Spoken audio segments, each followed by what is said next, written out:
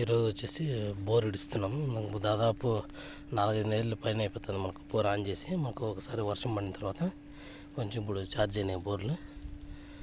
మామూలుగా మనకు వచ్చిన 2 ఇంచుల నీళ్ళు మామూలుగా వస్తున్నాయి.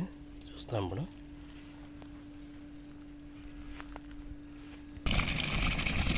దాదాపు 6 నెలల పైన ఇప్పుడు స్టాప్ అయింది మనకు. ఇప్పుడు ఆన్ చేసినాం ఈరోజు. మనకు మామూలుగా 2 ఇంచుల పైపు అదే మరి కొడుతుంది. మనకు ఒక బోర్లు అయితే ఈ విధంగా కొడుతుంది. రెండో బోర్లు ఆన్ చేసి చూస్తే మాకు రాలేదన్నమాట.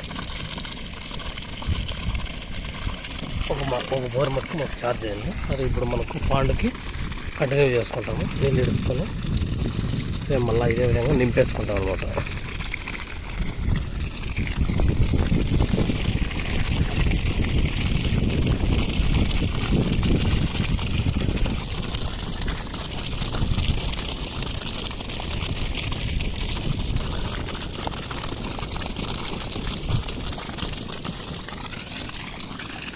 మనకి ఇక్కడ వచ్చేసి రెండోది లాస్ట్ ఉంటుంది అనమాట.